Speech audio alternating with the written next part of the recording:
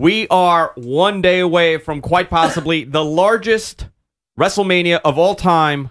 I'm Andrew Zarian, and I am here with an unbelievable panel. I just want to say that. For the WrestleMania Preshow, we're broadcasting live on WrestleManiaPreshow.com. And we got a couple giveaways for you guys that we're going to talk about, and I think you guys could see one of them behind me. But without further ado, my esteemed panel of experts. First, I would like to go to Dr. Tom Prichard, drtompritchard.com. How you doing, Tom? I'm doing great. I couldn't think of a better place to spend my Saturday afternoon than right here in the middle of Queens. What a great place, Queens, man. New York. Yeah, why not?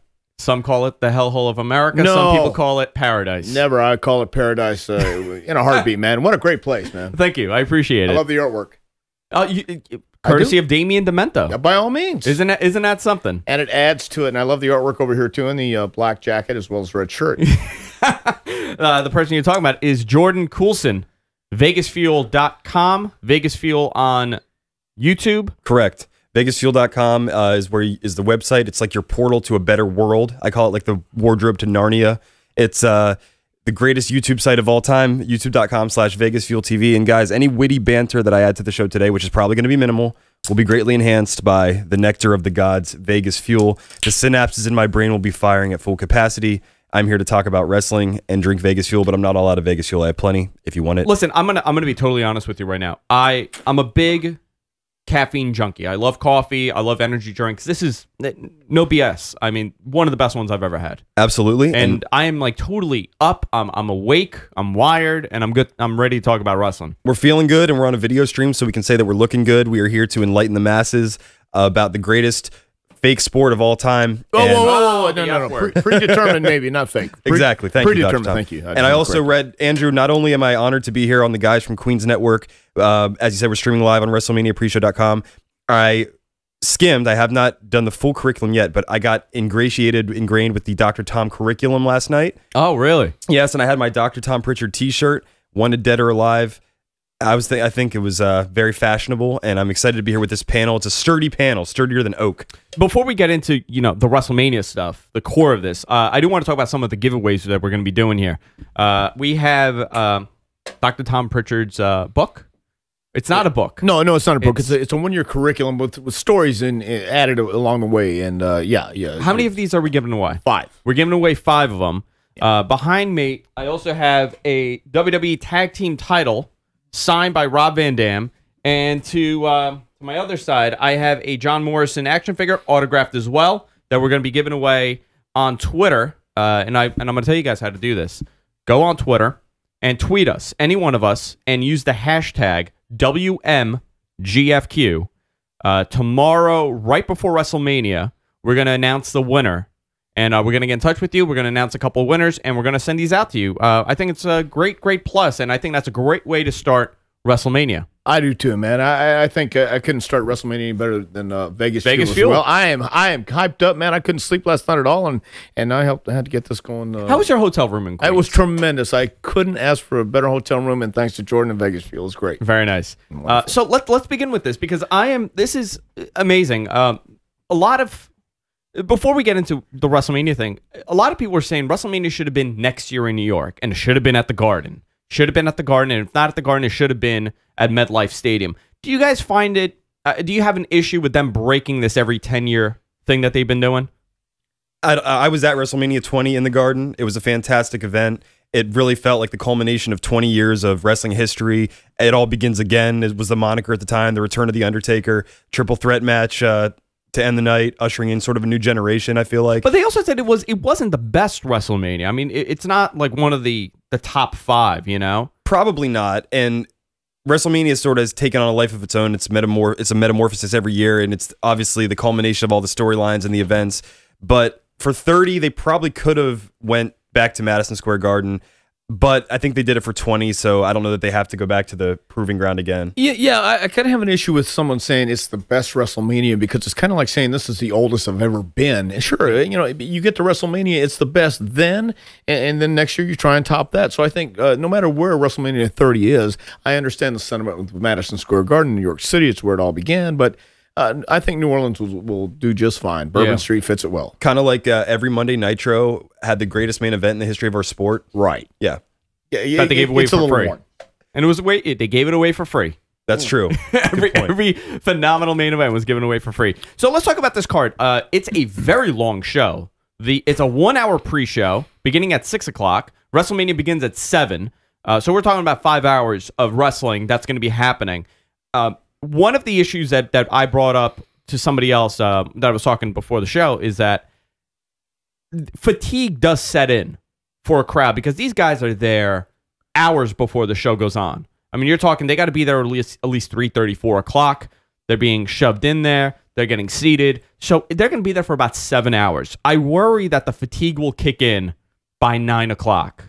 When you say they, you mean the fans? The fans. Okay, the fans. because I was talking about the guys in the back. No, the fans. Yeah, they're going to be there even longer. They're going to be the there. Fans. God knows how long. Well, sure, but I have to say this, that I think the people who are going to WrestleMania understand it's an event. They understand the length of it too, and I understand also being outside. They're going to move around. They're going to go out and buy merchandise. They're going to go out and look around. And I think that with everyone being coming in from all over the world, I don't necessarily feel that. Yes, I'm sure there's going to be some people where fatigue does set in, but with that cold weather tomorrow night, hopefully it won't be that bad, and they'll be awake and possibly maybe even have some Vegas fuel along the way. I would recommend Vegas fuel if they're there. Of course, I would definitely be taking it. It's available at Rite Aid nationwide and coming very soon to GNC. And cool. What a smooth transition that was. I know, man. He's I know. an expert. But I got to say, the main event. That's the reason why he's a doctor. Yeah, exactly. That's not the only reason. But I think that Rock and Cena will culminate a huge event, and no matter what fatigue sets in, by the end of the night, I think everyone is going to be walking away excited and happy. Well, hopefully, most of them are going to be happy. Let's run down the card. Wade Barrett versus The Miz IC title starting out. I guess they're the first thing for that pre-show, or they're the only thing. Did they announce anything else yet? An hour-long Nothing pre-show. else. Now, this is the one that we're doing here on WrestleManiaPreshow.com. This is the greatest pre-show in the history of Western civilization and quite possibly the universe. So I don't know why they would dare put a pre-show on at all after this, but they have to do something. So Miz versus Barrett is probably going to be a match that we've seen on Raw and SmackDown several times. So for them to do anything different and deviate from the norm, I don't know. I have an issue with the titles not being defended on the main show. I agree. I totally agree. Tom, what do you think? Well, I do agree. If you have a championship, especially like the Intercontinental Championship, it should be defended on WrestleMania. I also think that if Wade Barrett is going to be defending his title here in New York City or in New Jersey at MetLife Stadium, it should be on the grandest stage of them all, and it should be shown on the pay-per-view. We've also heard rumors about a battle royal to possibly for the U.S. title to fight Antonio Cesaro, which I'm a huge Cesaro fan. I think he is phenomenal. At first, when he got the title, he was losing every week. And I'm like, you know what? That's fine because it's not going to affect him. But at this point, the U.S. champion should not be losing so many times. And again, another title not being defended on a main show, I have a little issue with that.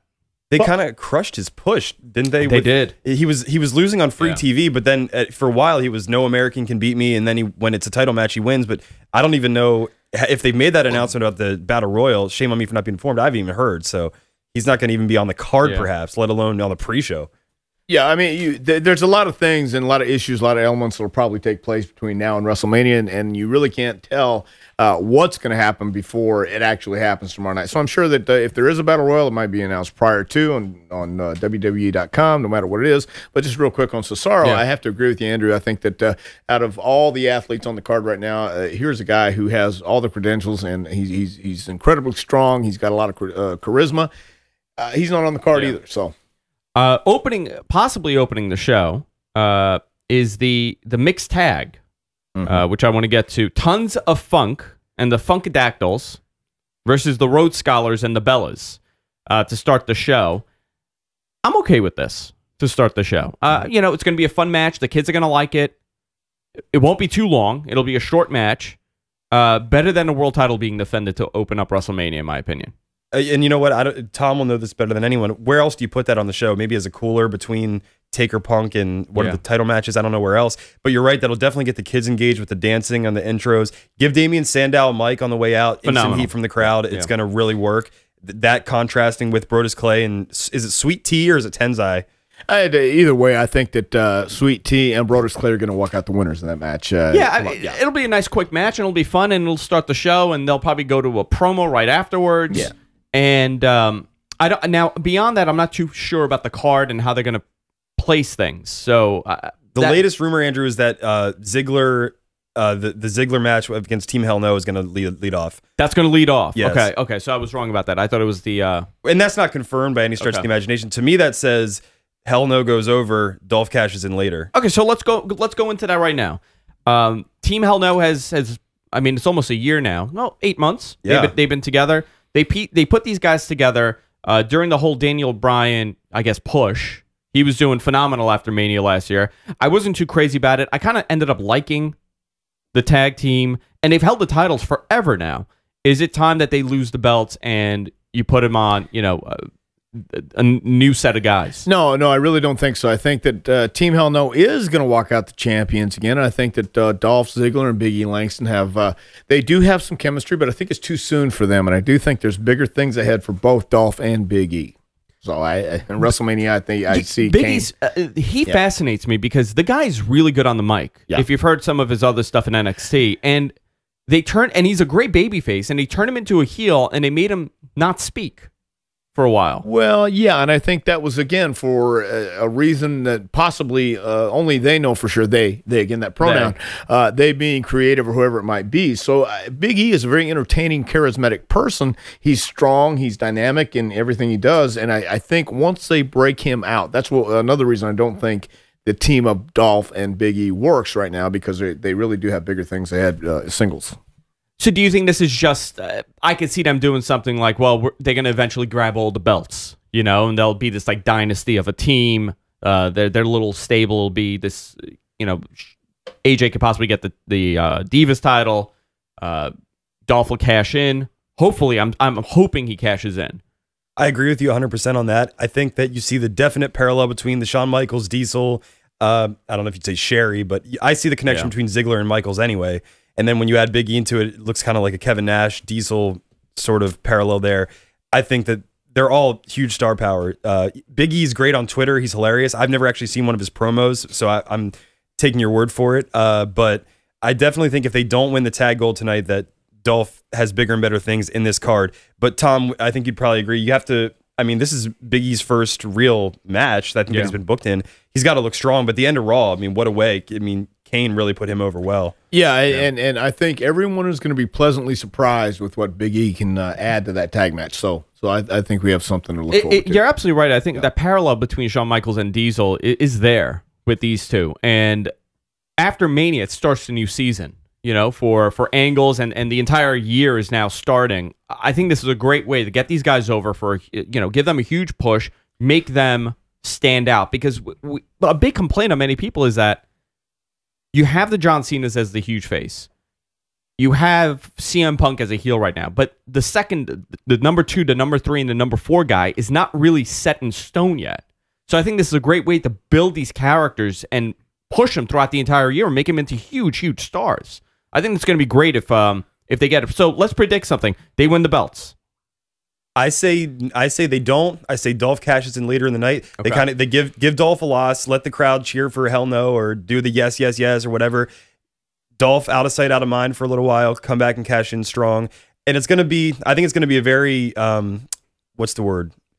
Smarky crowd. I think Dolph is going to be a huge favorite with the audience. Absolutely. Well, I think he's already a huge favorite, but I also agree that Team Hell No is going to hold the titles. Oh, you think they will? Okay. Yeah, I do. I'm gonna go the other way. I'm gonna say they're gonna lose the belts. I kind of hope they do, and I hope Dolph still cashes in. Yeah. Give them all. If the scenario you pointed out with giving them all the gold, give AJ the Divas title. Awesome, love it. I want to go into a match now that at first I wasn't excited about, and over the last 2 weeks, I've really got into this, and it's the Chris Jericho Fandango match. Fandango's debuting. He hasn't had a match on TV yet, and Jericho, we all know his work rate. We all know what he could do. I actually think this may be the match that steals the show, and they go, "Wow, this was a great match." There's always that one underrated match that kind of takes it. I think this is going to be it.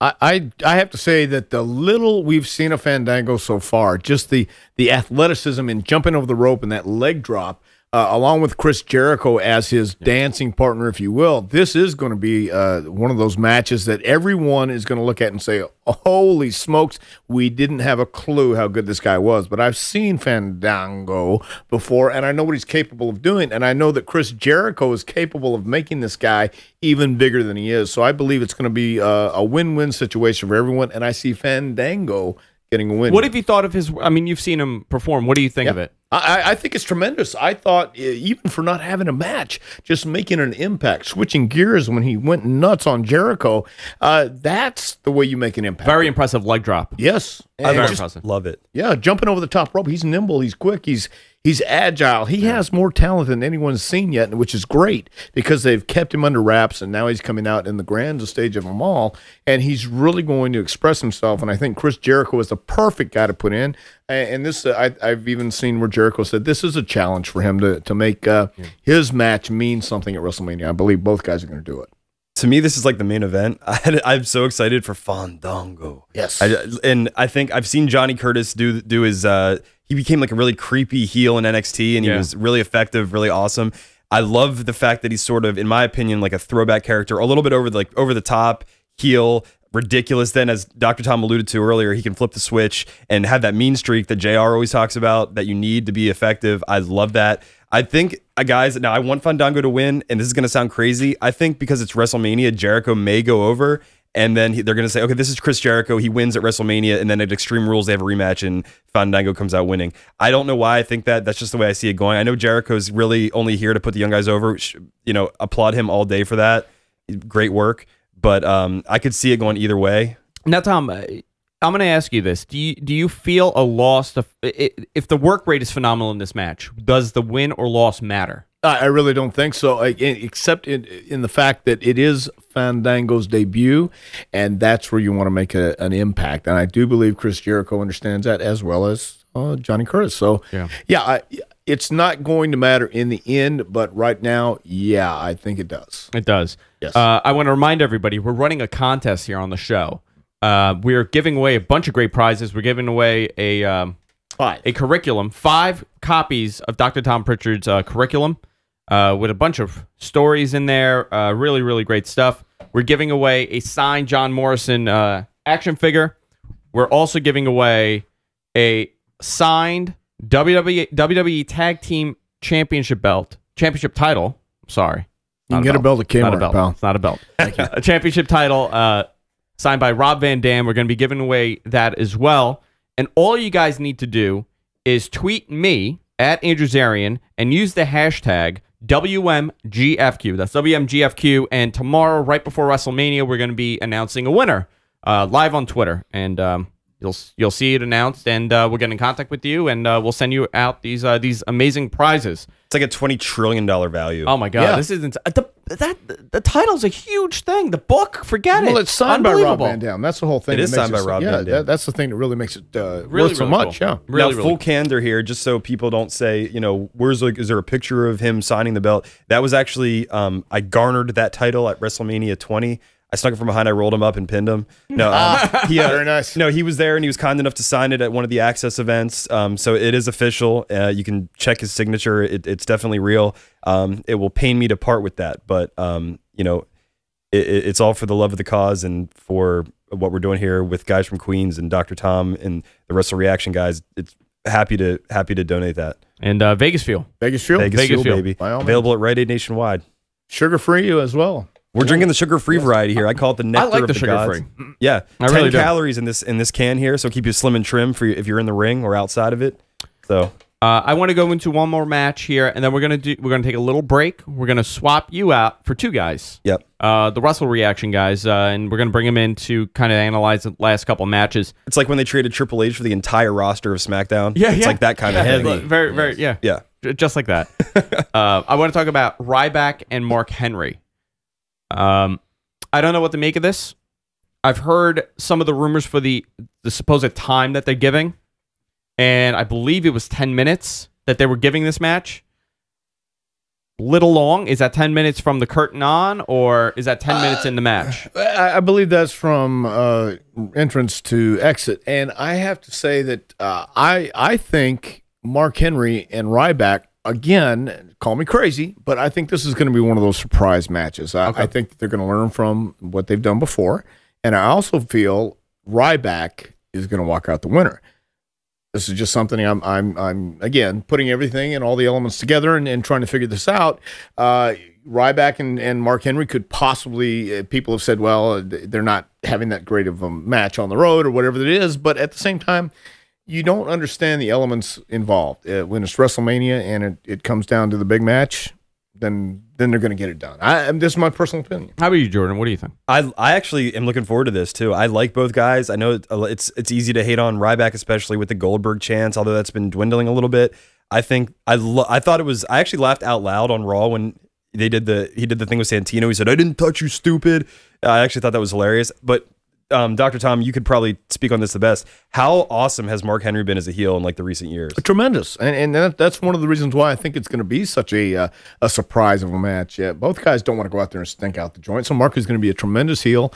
I think Ryback is going to be Ryback, and he's going to show everyone that he does belong in WWE, belongs where he's at, and actually belongs to be in a better spot where he's at. And I believe, if I'm correct, Ryback will walk out the winner. I agree with you, and it's not going to be a catch-as-catch-can classic by any stretch of the imagination, but there's plenty of other matches that, like Fandango, Jericho, Dolph Ziggler will give you that. Punk Taker will be great, in the ring. This is going to be the big guys, the powerhouse, and I think I throw the question back to both of you, will Ryback get Henry up in the shell-shocked, and that'll be his WrestleMania moment? If that happens, I will mark out. I will freak out. That'd be fantastic. It's got to happen. I forgot where I was reading this, and they were talking about how he may possibly change the way he does the shell shock, because the way he does it now, he's had some difficulty with the bigger guys. Yeah. And if he brought it up somewhat like a fireman's carry, he may have a better chance of doing it. That's a great theory and great possibility, but the thing is, Ryback is such an incredibly strong guy. He's strong. I don't want to say deceptively strong, but the guy is incredible. And so no matter how he gets him up, I know he's had a couple times where he might have missed, but no matter how he does it, he's going to get it up and he's going to make sure he makes it. Did you see star power in him from the first time you saw him? Actually, yeah. You couldn't look at him without seeing something. There was that something. And as he was developed and chiseled out even more in his ability, and I'm not talking about his physique, but just his mentality and his ability to get in there and want to learn. You couldn't help but see something. Do you think his push that they gave him a couple months ago came at the wrong time for him? Because it was almost like the title should have gone on him, and that would have been big for him, but they couldn't take it off of CM Punk at that time. I don't know if it was a push that was the wrong timing, or if it was that they had someone else. I know John Cena was injured as well at that time. Right, and I don't know if it was the right timing as far as you couldn't do anything but push the guy once he came back. Yeah. In other words, you don't want to just bring the guy back and not make an impact. So I mean, having him face two men. That was the only way, I think, is to try and make it special. Because they need that big, baby face. I mean, they need it at this point. And everybody's speculating, John Cena's going to turn John Cena. I don't see that happening because there's no number 2 guy right now. Who's the number 2 baby face that is in a John Cena position? I think that people on the internet, they're always like, oh, that push came too far too soon. What, do you not want to be in the main event? Do you not want to be with CM Punk? I mean, the kids, Ryback is an action figure come to life. Yeah. Everyone still loves him. I mean, he sells merch, as I'm getting my tidbits here from our crack staff. And you know what? I think that Ryback is still very effective, and I don't think they ruined him at all. Punk never went over clean. I mean, he's not damaged by any stretch of the imagination. He still gets a big pop. And like you said, Andrew, if he's the number 2 babyface, I mean, there's Sheamus and Randy Orton. They're kind of in limbo right now. If he puts Mark Henry in that shell-shocked and gets a clean victory at WrestleMania, I mean, he's right there on Raw the next night to a huge ovation. Yeah. Yeah, you've had Orton and Sheamus already hold the championship. You've already had those guys in the main event. You've had them in that spot. So, I mean, I believe that Ryback is in line for that position, and I believe he's able to carry it.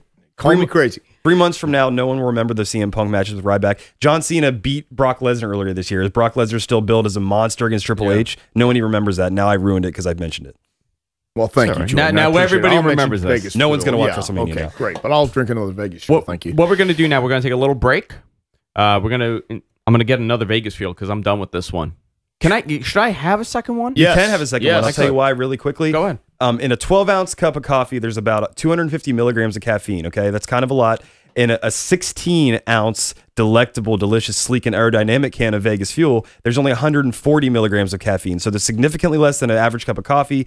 Infinitely better taste. There's great amino acids, B vitamins, and it obviously it is the nectar of the gods. It'll fuel your brain and fuel your passion and zest for life. Here, here. Very cool. Yeah. Jordan, I know you're stepping up, but I really appreciate you hanging out with us. You come in here, you bring in Vegas Fuel because I'm going to keep these. My pleasure. I'm not letting them go. Enjoy it. I'm at Vegas Fuel TV on Twitter if you want to talk WrestleMania, and I will keep promoting the show. Dr. Tom, thank you so much for being involved. Andrew, of course, and the Wrestle Reaction guys are coming up. I got to be on their show a week or two ago. It was fantastic, and they really know a lot about the business. And I bow to you guys. I appreciate you. Well, letting me thank come you on. again for the Appreciate hotel room. It was great. Thank you. The suite was wonderful. Dr. Tom and I will be right back with the Wrestle Reaction guys. You're watching the WrestleMania Preshow at WrestleManiaPreshow.com. We'll be right back right after this. Hey, everybody, we're back. This is the WrestleMania Preshow, broadcasting on WrestleManiaPreshow.com and, of course, on our website, GFKNetwork.com. I'm joined by Dr. Tom Prichard. He was here for the first half of the show. How you doing, Thank you Tom? so much. Glad to be back on the second half, too. Are you having a good time? I'm having a great time. Enjoying man. your Vegas Fuel. I have Vegas Fuel is great. I'm going to have about two more before I go to the Nash party tonight. Is it called the Nash party or is it the Shenanigans party? Thank you very much. No, Andrew, it's very good. Yes. So we got two new guests here. Wrestle Reaction. Great show. Great podcast. I was checking it out the other day. You guys have you guys do something different, actually. I like the setup. I like the belts. The belt and the action figures. I'm all into it. I was watching. I'm like, you know what? It's better than just a talking head. Thank you. You guys do a great show with that. WrestleReaction.com is the website. .net. .net is the website. We got Frank to I guess the right of me, and we got Joe to the left of me. So the way we set it up here, it's like, oh, you know what? We should just had the names under you guys because you're on the couch. Tell me a little bit about Wrestle Reaction. How you guys started doing it, and we'll go into our Well, recap. actually, it's about a year anniversary tonight of the party down for WrestleMania weekend. I was down in Miami, made a lot of contacts down there last year for a great WrestleMania 28 weekend. And, I discovered that as much respect as I have for everybody in that room, for all the guys who do all the dirt sheets and websites and everything, me and Joe know a hell of a lot. So I said, let's come home and put together a show and do some stuff and share our knowledge and hopefully entertain the fans even on the weeks where the product's down and they need some entertaining. How'd you guys get into it? I mean, as like a young kid, you were into wrestling, and then it just I went escalated. all the way. Yeah. Him more than me. 2 years old, probably. Wow. Playing What? with wrestling figures. And first WrestleMania I ever saw live on TV was WrestleMania 3. What is the first match you remember? First That match stands out. In the first match I honestly remember, I'd have to say, was WrestleMania 5. The whole pay-per-view is the first one I really remember. I watched that one live, of course, on pay-per-view. And that's the thing I really remember. That and some like Wrestling Challenge and Superstars on Fox. That's the stuff that sticks out to me when I was like 3-4 years old. Those little bit of memories you have, and then from then I mean, 20-some-odd years later. for me, my I guess it's probably not my first memory of professional wrestling, but the moment I became, oh my God, I love this stuff. It was SummerSlam '91, Brett versus Mr. Perfect for the IC title. That match always stood out for me, and that's when I realized I like professional wrestling. Yeah, great. Well, for me, Andrew, it's kind of like you have the WrestleMania party every year at your house. I do. And I've been doing the same since '92. So I'd say probably my youngest great memory was having my first WrestleMania party at about 7 years old. Hoosier Dome, WrestleMania 8, Ric Flair versus Macho Man Randy Savage for the WB title. And that just stands out in my mind. It was a great pay-per-view. You remember all those vibrant colors and personalities and all that stuff from like the great classic era of the wrestling. promo. So, I mean, Macho's promo afterwards was Macho and Flair promo before and after that match could possibly be And we could best almost go work. word for word with that promo. Yeah. The beginning, the opening one, the closing one. It's a very underrated match in our classic opinion. stuff. Absolutely. it's those little things like when Macho gave the belt to Elizabeth and said, "Take it and go." This is yours. It was almost like as a kid, I always knew that it was scripted. Like I always knew that the outcome was already predetermined. But like I'm like, oh my God, he gave the belt to her and she took it. Like that wasn't supposed to happen. And you're a little kid and you kind of like it, and then you eventually becomes this thing where you still watch it and you're like, I know what's going to happen, but I'm still going to watch it, and we're going to analyze it in a different way now. Now we just break it all down. Well, I don't know if you know what's going to happen, but you have a feeling that they know what's going to happen. You want to see how they're going to do it, and that's the intriguing thing, and that's why I think you guys are watching it so good, and it really hooked you in like that. And I think that's what, when you talk about all the vibrant colors and everyone walking down that aisle in MetLife Stadium tomorrow night is going to be so cool for 7-year-olds, 10-year-olds, 30-year-olds, and even 50-year-old men. And let's just say they are very lucky. 60 degrees and sunny tomorrow. Yeah. I mean, they could not have gotten a better day to do this. Nobody knows like us, Andrew. Yeah. We're the local guys. They're getting some beautiful weather for WrestleMania Last weekend. year, WrestleMania, it was pouring rain and freezing the entire day. So they really got a phenomenal day. So let's go into the card a little bit. Actually, before we do it, I want to remind everybody, we're running a great contest here on the show. We're giving away a signed WWE Tag Team title, signed by Rob Van Dam. We're giving that away. We're giving away Dr. Tom Prichard's, not a book. It's a curriculum, but a book. Curriculum, Come on. A curriculum and a book. We're giving 5 copies of this away. We're also giving away a signed John Morrison action figure, which I got right over here. And all you guys need to do, very easy, tweet me at Andrew Zarian. You can follow me if you want, whatever you want. But use the hashtag WMGFQ. That's WMGFQ. And we're going to be doing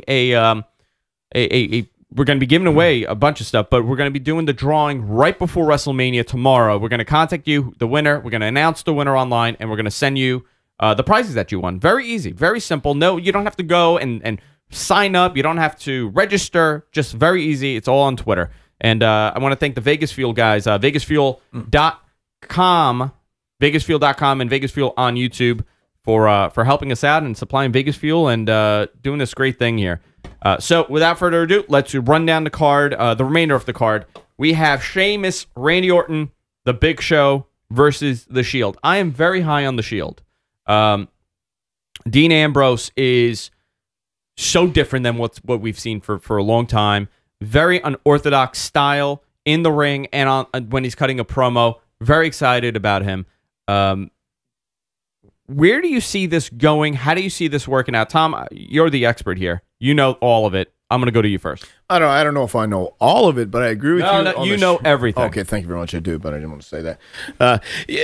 I don't think that you have Sheamus, Big Show, and Randy Orton. The Shield has been on a roll. This is WrestleMania. I also have to believe that you have 3 guys who are established against 3 guys who are trying to get established. I don't see the Shield winning in a decisive manner over Orton or Sheamus or the Big Show. At the same time, I don't see the Shield losing. So there's got to be something going on in that match that is going to be causing everyone to be up in arms or a little controversy. So I can't call a clear winner. At the same time, I don't see the Big Show, Sheamus, or Randy Orton losing. I've heard all the rumors, but I'll leave it to the Wrestle Reaction experts. But I do see the Big Show, Sheamus, and Randy Orton coming out unscathed. What do you guys think? I think the 2 performances we've seen from the Shield on pay-per-view, TLC in December and last pay-per-view at Elimination Chamber, have been great. And it was 2 different style matches, of one obviously going a little more hardcore, the other staying in the ring with John Cena and the other guys last month. And I think they put on great performances. That's why they're booked again for a 6-man tag at WrestleMania. There's no mistakes when Vince books his WrestleMania show. And like Dr. Tom, I think it's time for the faces maybe to get some payback in this. And we deal with a lot of rumors in online wrestling, and everybody's talking about hot stuff right now. And one of the hottest things I've heard is that, Randy Orton is due for the heel turn. Everybody's praying for it and wanting it for a long time. And they think that it's going to happen in this match and that he might end up being the leader of the Shield. And I'm just giving that a big thumbs down because if he goes heel, I want it to be Solo. I don't want any established guys taking the thunder from the Shield that they have created, because they're new up-and-comers. Everybody knows where they come from. That's kind of the spin that they have on this. They're very nouveau. And I don't want an established guy like Orton with them. Nah, the Shield has done it on their own since they came in. I don't think they need Orton. I don't think Orton needs them. For the most part, I would like to see the Shield win personally, because I just don't see what's going to happen with Sheamus or Randy Orton or the Big Show. These are 3 I guess Big Show's now a face, but these are three guys who haven't really done much recently since, Del Rio's had the title and he's doing his thing with Swagger. So I hope the Shield goes over. They've done everything on their own. And as for Randy Orton heel turn, I like Frank. If he does go heel, like him to be solo. I don't think Shield needs him. They've done everything on their own. They got all three separate personalities. Each person in the crowd could maybe relate to a different guy. And we personally love Roman Reigns. I like Roman. I like them all. I think Seth Rollins is phenomenal. I think Roman Reigns is phenomenal. But I would like to start seeing them. First, I'm very interested to see what they're going to do beyond this after WrestleMania with them, because we have not seen singles matches for them. We haven't really seen them have. Tom's going to hate me for saying it, but like a real match. No, I understand like we haven't seen like Dean Ambrose in a non-brawl type match. Every match that they do, and I don't know if Kevin Dunn is behind those camera angles.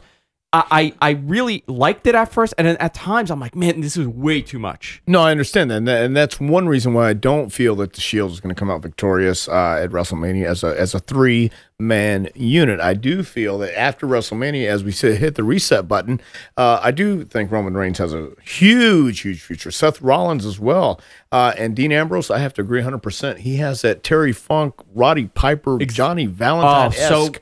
Perfectly said. Yeah, and it's something that, as a three-man unit, they're tremendous. But I think after WrestleMania, they break off. We hit reset. We go forward. Here we go. And this is a chance. It's amazing to see how the little things help. And I'm sure you know all about this. But when I'm watching this on TV, when he does that weird thing with his tongue during a promo, I mean, like, think about it. It's such a small, minor thing, but it really, like, validates everything. You've only scratched the surface with Dean Ambrose. So wait till this guy gets rolling, and he's going to go downhill fast. Not downhill, but he's going to start a snowball. Sure. It'll gain momentum. Same with all three of these guys. I think Ambrose has this intangible factor that you just can't teach, and it has to come from within, and that's what it is with this guy. The next match on the card, I don't know. I don't know how this match is going to happen, and I'm it could go both ways for me. And that's Alberto Del Rio and Jack Swagger. Before I go into the actual match, I like the Jack Swagger character. I think Dutch Mantel is phenomenal. He really sells that gimmick, and I just don't know how they're going to do this match. I don't know if I would love to see Swagger go over, but in reality, Alberto Del Rio should go over, and Dolph Ziggler should cash in, win the belt. That's how you end it. Maybe they tease something between Swagger and him. Maybe they show some sort of alliance between them. Who knows? But I really think they need to. This match has to work, because I cannot. For whatever reason, Alberto Del Rio is not working for me as a face. Tom, what do you think? I agree that Jack Swagger and Zeb Coulter have a great momentum going right now, but I don't see Jack walking out the champion. I can see Del Rio squeaking by. I can see Rodriguez. Ricardo. Thank you, Ricardo. Golly, man. I can see Ricardo helping out there too, and thinking about Dolph Ziggler cashing in, guys. I don't know how you feel about this, but I don't know if it's going to happen at WrestleMania. It'd be a perfect opportunity, no doubt. But with this match, I do see Swagger and Del Rio pulling off a hell of a match. It'll be a world championship match, no doubt. But I see Del Rio slipping over, and I'm not quite sure about Dolph cashing in. Yeah, I'm going to agree with you all the way, Dr. Tom. Del Rio's going to keep the belt. The last couple of weeks, the interaction they've had has been excellent with Swagger breaking Ricardo Rodriguez's ankle and so forth. And as far as Dolph Ziggler goes, like you said, he doesn't really need the cash in right now. He could still tease it and hang on to the belt for another, till the year contract is up. My problem with this match is almost placement on the card, because these two guys have had a really tough time getting over. And what match they follow may have an impact on the crowd reaction to them. Yeah. Which is why maybe the Dolph Ziggler factor towards the end of the match will get people, excited. But these are two guys who I think have, talent in the ring, but overall they just the connection's not fully there, and match placement on the card I think is gonna help or not help this match. I mean, that's just a personal opinion. I like both guys, but Del Rio's gonna keep the title, I think, whether Ziggler cashes in or not. Yeah, and I agree with Joe. I'm a little more in favor of the cash-in. I think it's going to happen. The news that broke that Dolph and Big E Langston are supposed to start the pay-per-view, I think further solidifies that that's a good possibility that's going to happen, or at least Vince knows that we're all waiting for it, and he's going to tease us by putting that match. I hope it does happen. And we're smart to it. And what you touched on before, Andrew, the character of Zeb Coulter and Jack Swagger, I think it comes in a time where, things aren't as good in this great country of ours as they have been for a long time, and there's a lot of problems going on, and maybe immigration wasn't the thing to touch on, but I think somebody in creative was on the right track in touching on something that obviously is going to reach the hearts and the lives of all of those people who come to see WWE live at the arenas every single week. And I love how they have related some of that into this storyline, and I'd like to see something go further with that. And honestly, if you want to do the cash in and you want to still have Swagger and Del Rio happening, you have Del Rio keep the belt as the face. You have Ziggler cash in. You let him win. Maybe on Raw the next night, Del Rio goes for his rematch that he's entitled because that's a big to. Raw. It's gonna be his biggest Raw of the year. And maybe Del Rio goes for his rematch against Ziggler that he's entitled to, obviously. And you could have Swagger and Coulter ruin that for them, and you could further that storyline right after that. Get them away from the title picture, and you move the gold belt and Dolph on to something else. So I think that's a possibility. The last year we saw Brock Lesnar return. Right. Maybe they could work some way to bring Christian into this Yeah. for Confirmed, the by the following way, night, here. for Raw. Here in New York. He's in New York, so is I don't here. know if he's going to be involved, but it'll be interesting to see maybe Jack Swagger cashes in, wins the belt, here comes Christian, now you start this feud between the two of them for the world title. I would love to see that. Yeah, and also something I wanted to bring up too is today is the day before WrestleMania. A year ago in this situation, we all have no idea what's going on, and every dirt sheet and website across the news for wrestling breaks today, the day before, that Brock Lesnar is signing and back and in Miami and probably going to be on Raw. So what are we going to get this time? Because Vince is always busy at WrestleMania season and is going to throw a curveball at us, and something's brewing right now that we don't know. So I'm very interested to keep checking the sites and see what happens. And since we're talking about Brock Lesnar, let's go right into this. Brock Lesnar versus Triple H, the rematch from SummerSlam. This is Brock's third match since signing last year at this time. I'm not crazy about the rematches. I want to see something new, but I think they could do a lot with this, and I really think this is going to be the match that they allow them to do whatever the hell they want, and it's going to be a total brawl, and I think it has a very specific place on the card, and I think it'll do very well because we will not see anything like it. You're right. I was just going to say you're not going to see anything like this match, and I've got to also say you're not going to see Triple H retire, and it's going to be a brutal match. It's going to be Brock Lesnar at its finest. It's going to be Triple H taking as well as giving. So both of these guys aren't going to hold back, and I think it's going to be one of those matches where you talk about the crowd at a football stadium going, ooh and ah, and that's going to be one of those matches, man. Every shot is going to be heard. Every shot is going to be felt. And I see Triple H, he's going to win. He's not going to retire. Let me touch on the Shawn Michaels factor. Yeah. This is fascinating because we haven't really seen, I understand Shawn Michaels being there. He broke, Michaels' arm a couple months ago. And I guess he's like an enforcer outside because Paul Heyman might get interfering in the match. What I don't want to see is super kick into pedigree 1, 2, 3. What I would like to see is somehow, and this is just a crazy idea, Shawn Michaels costs Triple H the match. Next year, we have it's going to be Triple H's retirement saying, I want to be the one to retire you, something like that. Now you have this retirement match between the two of them. Because you have to think about who Triple H's opponent is going to be next year. These guys are no longer here. These legendary guys. He's gone through everybody. I wouldn't mind seeing another Michaels match with him, and then it's going to be a great match. Yeah, but I don't know that Shawn Michaels wants to do that. I don't think he wants to do it. I mean, I'm going based on what I would like. Honestly, this match is the biggest interest to me on the whole card since the Brett and Shawn days. And they're going to give him time. I mean, they're going to give them more time than Taker and He's Punk. a Triple H guy. Yeah, I'm a Triple H guy. I mean, I'm clocking Taker and Punk in a little over 20, and I'm clocking this one in a little over 25 because they're going to drag it out and sell a lot of these big spots that you two were talking about. And thank you, Dr. Tom, for making me feel a little more comfortable that my favorite wrestler is not going to retire tomorrow. But, I think we all knew that. And, Andrew, the idea idea that you have with Shawn, I think, you want to put a cool spin on that and maybe not cost him the match, obviously, but why not, maybe have Brock go after Shawn and antagonize him a little bit. Shawn goes to throw a super kick, maybe nails Hunter by accident, and you get a nice long 2 count out of that. Could really make the building pop also. So, and touching upon Triple H Michaels, I've always said that best friends, and I think Shawn once said that he might even consider doing it. I don't think Triple H wants to wrestle anybody else for his real last match, and I think that is going to go down one day. And there aren't too many of them left. I mean, really, you think about the guys that he would probably want to have a match with. Brock Lesnar kind of fits in there. Right. I mean, he kind of actually literally fits in perfectly, but I can't see any of the guys currently on the card that would have the stellar. I mean, the last 4 years have been stellar between Shawn Michaels, Undertaker, and Triple H. I mean, they've been unbelievable matches every year. So I don't know how it would work. What do you think? I think Brock Lesnar is the guy to have in a Triple H retirement match. The angle of the retirement match really got me interested into it because it was like WrestleMania rematches all over the place. I didn't like their first match, but I know these guys when it comes down to WrestleMania, they're going to put on the show, and everyone's going to be hanging on the edge of their seat.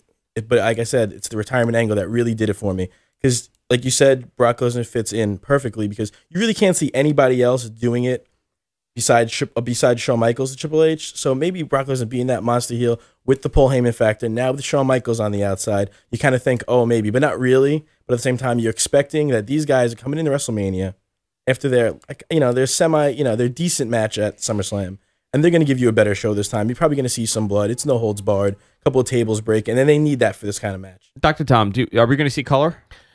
Ooh, you know what? Unless it's a hard way, no. Okay. Brock's a bleeder. Yeah. Well, I mean, every match he's bled. But this has been hard way. Tom, hard ways, question: do you think he bled the hard way on Raw a couple of weeks ago? Yes, I did. Yeah, that was a nasty hit. That was brutal. And that's what I'm saying. It was right up here too. Yeah, that had to have. I think that's pretty much the only way and the right way to do it these days. And I'm not going to say that they wouldn't go out of the way to make a hard way because that's just the way they. Yeah. It may happen the hard way because these guys have been pushing each other. By all means, how they're going. But then again, you have the stories back from Mania 8. My favorite I was talking about before. Brett and Flair both that night bladed and they were not supposed to, and Vince yelled at them. But you know what? Different time too. Different time, different culture. But I mean, if still we talk outlawed though. Yes. Yeah. Even then. Yeah. I mean, if we talk about what we've seen over the last year, we've seen some very aggressive matches. We saw I think Brock Lesnar, John Cena was far rougher than Triple H Brock Lesnar. But Best we also saw, match of the year. In my opinion, one of the most brutal matches we've seen this year was that Shield match. Shield against Daniel Bryan, Kane, and Ryback. That nasty when he did that weird foot stomp onto Daniel Bryan's head on the chair. That's to me, I thought that was far worse than taking a protected chair shot to the head. I mean that or a punt kick, which they've outlawed. I mean that looked really that could have gotten really bad. Well, there's the art form again. I mean that's why you want to watch that and go, exactly. oh my gosh, man, that looked unbelievable. I thought it was brutal, and that's why these guys are where they are, and that's why they are who they are. So that's Tom. Let me ask you this: taking a really hard chair shot to the back or protected one to the protected headshot. What do you think is worse? As far as I don't know pain wise. Well, pain wise, you're going to feel it in the back, but if you protect yourself in the head, I've always been of the thought, and of course this is stupid, but you want to take the shot to the head, and you want to try and protect yourself. At the same time, you're going to take a shot to the head. You're going to take something. On the back, I've taken chair shots to the back. I've taken it to the back and the bottom of your skull here. We've been split open down here on the bottom half of your spine. And or the top half of your spine, pardon me, and that stings and that'll hurt. Yeah. But either way, it's no matter who's swinging it, you're going to feel it. You're going to feel it regardless. Yeah. The next 2 matches. So this is fascinating. It's 3 main events. I mean, that is, and they're really good matches. The 3 real main events. Kind of reminds you of last year, doesn't it? Yeah. I want to go to Undertaker CM Punk because this is a match that has interested me from the beginning. Paul Bearer's passing has played a huge role in this, and I kind of when he passed away, I was talking to one of my friends, and I said, you know what, I really don't want to see at Mania, Paul Bearer affecting the match, and I did this whole scenario where I was like, maybe they'll do like a hologram thing, maybe the urn opens up and here comes the light from the urn. But now, that will, in my opinion, that will be the end of that match. Paul Bearer in some way will affect the outcome of that match. And I don't know how I feel about that. Do you feel that it takes away from the match itself? Because Undertaker has had phenomenal matches and without needing a bizarre finish to it. You cannot have this match without Paul Bearer affecting it already. It's too far done and it's too far happening. And I see nothing at all wrong with it. And the reason being because Paul Bearer would have wanted to be a part of this match if he was here. And I think even in passing, he would have wanted to be a part of this match. And you have to understand that coming from the background he came from, having that love and passion for the business that he did, this is a great way to honor him. And what a better way to honor him than at the end of the match with a hologram or whatever it may be, with the light, whatever it is, he's going to be a huge part of this match. It's happened, and I know people were appalled and repulsed by the ashes thrown on Undertaker last week, but you don't understand until you've been there. So I mean, I get it, I understand it, and it's one of those things. I don't think there's any other way to do it except to have the Undertaker do what he's going to do, which is going to be win. Sure. And have Paul Bearer be honored in that way. Because this is, last year in a weird way, he wasn't 20-0, he was 19-0, and in a strange way, I think the doubt was still there. It existed somewhat. I mean, 1%, the doubt that he might not win this. And my dog is very interested about this. I'm very, But I don't think that exists with this match at all. Everybody knows the Undertaker's going to, go over and he's going to win. But how do we make it interesting when you are 100% of the outcome of this? How do you do that?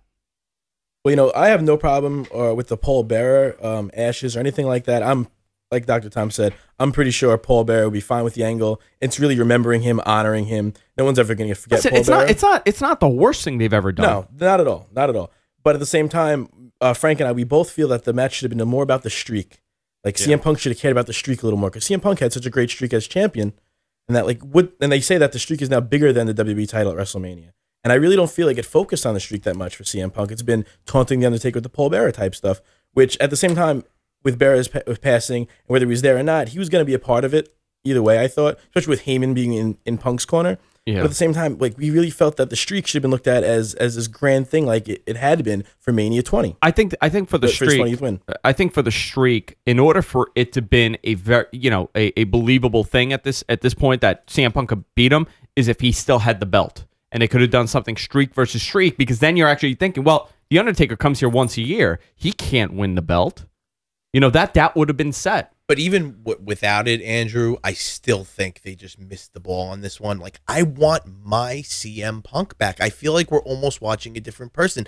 This is a guy who has sold millions of T-shirts on the slogan "Best in the World," and he's going into what quite possibly is the biggest attraction of WrestleMania every year, and he's not going out there and saying, "I've followed Shawn and Hunter the past 4 years, two legends in the business. This is the spot that I'm in now because I am the best, and maybe I can only call myself the best in the world when I end the streak," which nobody else has been able to do. But instead he goes out there and he's saying, well, I don't care, I'll beat him by DQ if I have to. And that's not the CM Punk that I know. Even the heel CM Punk is more confident and proud of his abilities and his stature in the wrestling business than to stoop to that level. And I just feel like this was created from what they wanted backstage and not so much CM Punk's actual soul and mind into this feud the way he would have. Yeah, I don't feel like Punk's character is in it. Punk always spoke a lot about respect and just the point that he's the guy that's got the Undertaker this year. He hasn't really touched on that. It hasn't really, his real feelings come out. And I think that's where CM Punk really,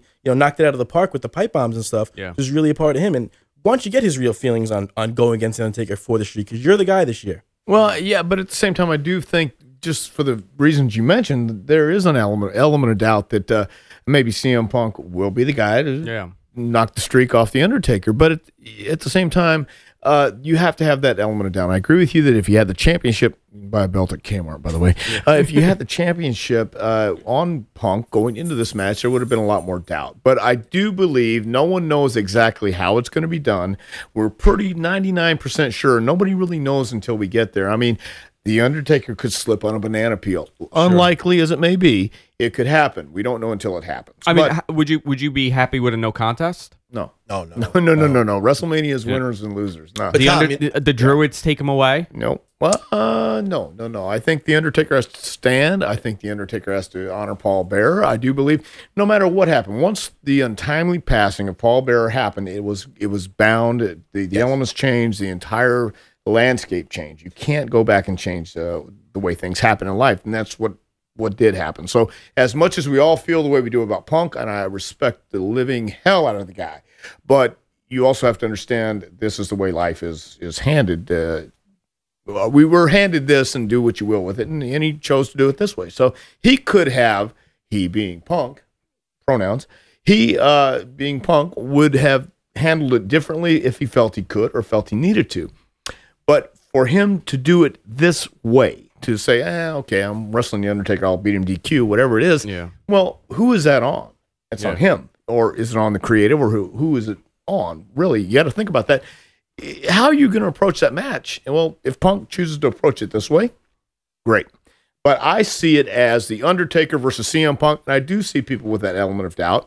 He's going to try and make it 20 and 1 instead of 21. So, I mean, you don't know until it actually happens. And while we say predetermined all day long, you really don't know how it's going to be determined. Yeah. Yes, of course. Yeah, the only point me and Joe were trying to make, and I'm sure you would appreciate this, Tom, as a person who taught a lot of people to do promos and the essentials of it, is that you are not going to sell to millions of people that you are going to win a match unless you are the #1 person in the world who believes it and shows that. And I just feel that we're missing that CM Punk intensity. No, I understand, agree 100% what you're saying. That's what I'm saying. Who is it really on? Is it on him to make that and there were rumors the past few weeks of creative problems between Punk and the team. So you have to think maybe he's a little upset with what went on here, and he's not happy with his role, and he's phoning it in a little bit. Yeah, it could be. And this might be me overanalyzing, but when I'm watching television, when I'm watching it, and you kind of know when CM Punk is not really interested in the match or not interested in the angle he's in,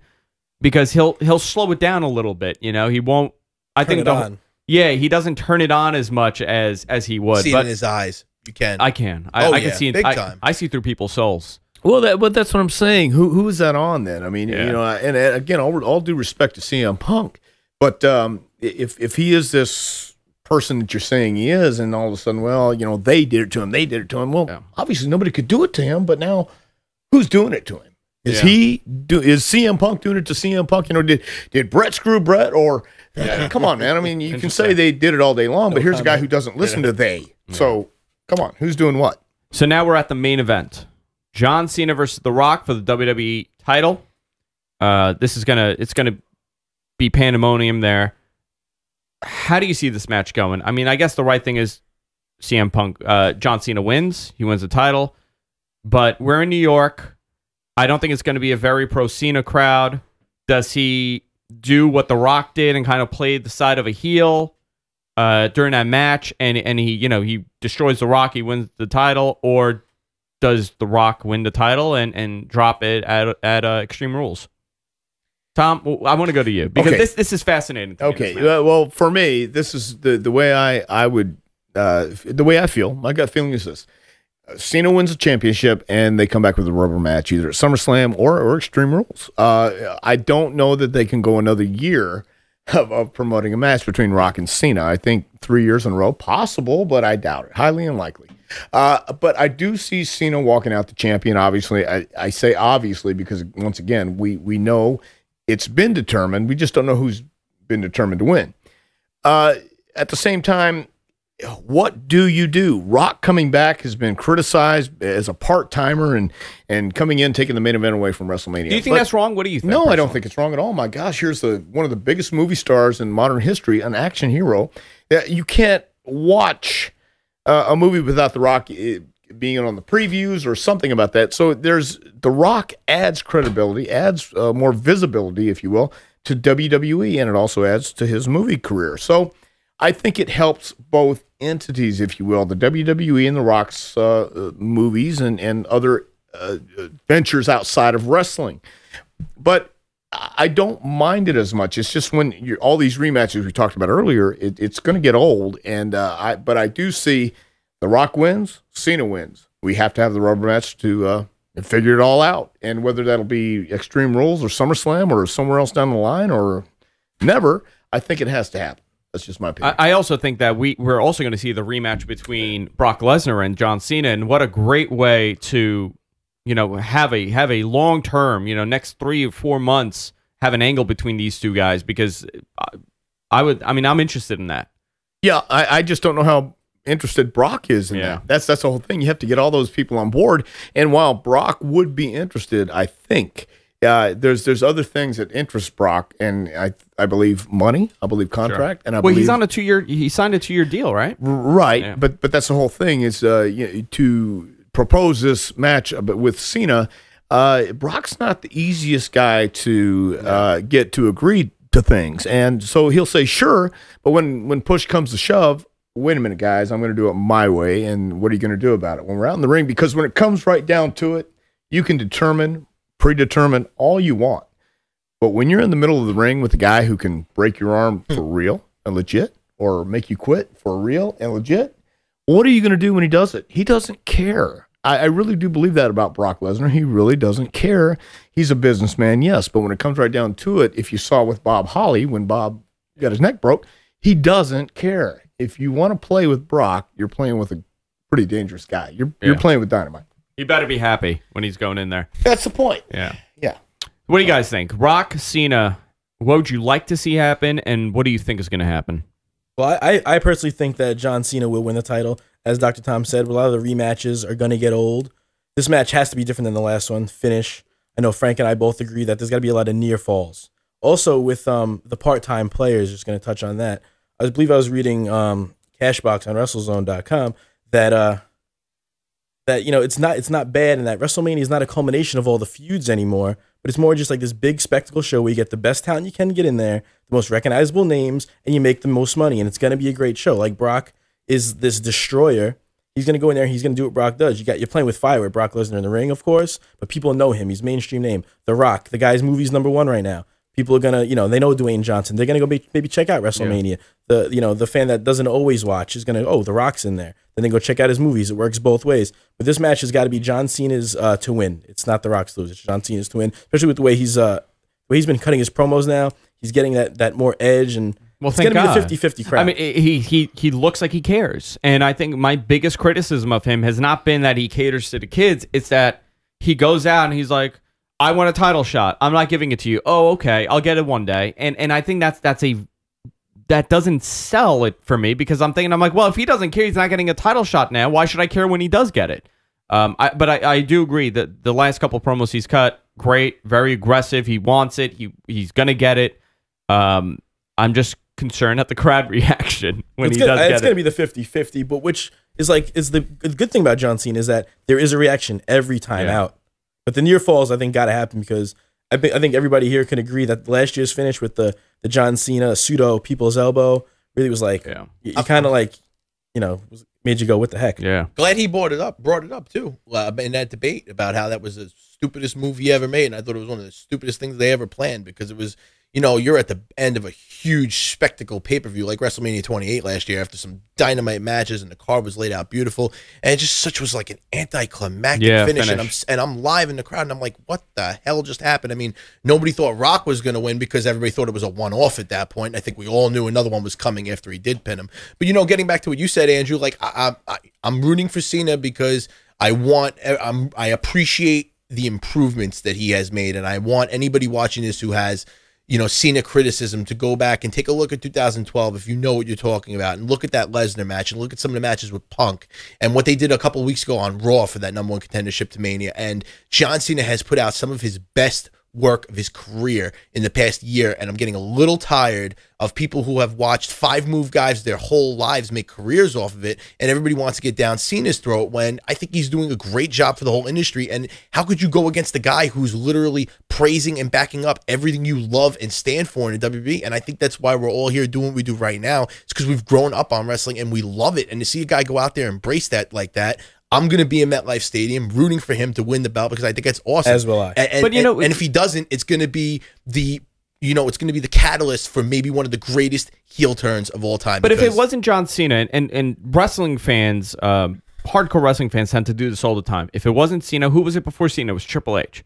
I'm tired of Triple H. I'm tired of Triple H. Who was it before Triple H? I'm tired of Hulk Hogan. They were tired of The Rock, too. They were tired of The Rock, too. So this happens all the time, but there is a reason why these people are in the position they're in, because they're selling seats, they're selling merchandise, and they're making the company a lot of money.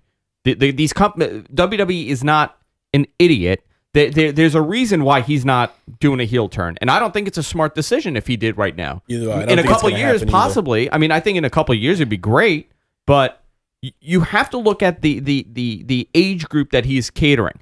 2005 was his year, right? That's when the whole John Cena thing started. Big. Yes. Those kids were probably 7, 8, 9 years old. Now you're talking 5, 6 years, 7 years later, these kids are now in teenagers. They're almost at that level where they're going to start getting tired of the, familiarity breeds contempt. Yeah, I mean, for lack of a better term, take your vitamins and drink your milk. Exactly. I mean, you have this pyramid, and that's why they say it's lonely at the top. And as you climb that pyramid, it gets smaller and smaller and smaller until it's at one point up there, and there can only be one guy. And John Cena's been in WWE for over 10 years now. So you have to think about it like that. John, he stayed on top. Why? How? How did he do it? He didn't get there or stay there by saying, oh, that's okay, come on in. Just walk over me and I'll let you in the main event. No.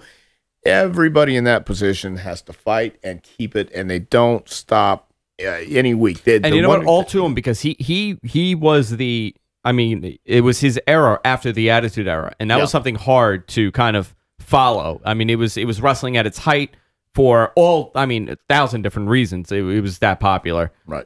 Pop culture was in that position. Kind of reminds me of Bret Hart, carrying the wrestling industry through a lower time and maybe not getting enough credit for it. And even Bret got criticized. Yeah, we had enough Bret Hart guys on the way out. Of course. He's the one guy. Michaels too. Michaels was Shawn too. They're losing to Nitro in the ratings every week, and Shawn's on top, and he's doing great and having amazing matches the whole time. And how could you blame him? You can't blame him. It was natural. And business is down. But I think the way they've put together some of these bigger shows and how they're cross branding, Brock from the UFC, The Rock from Hollywood, things that they're doing. They have an A-list of celebrities that are going to be there tomorrow that I'm excited about seeing these celebrities there. So, I mean, Vince is just, he's on top of his game. He's doing a great job. I think Stephanie and Triple H know what they're doing. I'm tired of them getting criticized. And I think that, it's been a little bit of a rough buildup, and it's been a little lackluster the past couple of weeks. But like so many great events that we've seen, when the pay-per-view starts, this is going to be, for your money, one of the best all-around wrestling shows you may ever see. I agree. This is WrestleMania. They're going to give it to you. And with that said, it is time to wrap it up. I think we could sit here and talk WrestleMania for the next 3 hours, but we do have to get out of here. We do have to finish the show, but before we do, I want to thank Dr. Tom Prichard for coming in. Well, I'd like to thank you, Andrew. I'd like to thank Vegas Fuel. I'd like to thank Jordan for the wonderful suite last night as well. It was great. Vegas Fuel's responsible as well. Thank you, sir. I've had 2 of these. WrestleReaction.net is the site. What days do the shows go out? We are live every Tuesday, 7 p.m. Eastern on the site. And also we do a lot of stuff on Twitter. If you're on there talking wrestling, like the great Twitter wrestling community we have, at @Wrestle_React. I'm at FManzo3, at the Joe Omega. Find us on there. Talk, Vegas Fuel TV also on Twitter. A lot of fan interaction. At Dr. Tom Prichard, one of my favorites on Twitter, always to look at.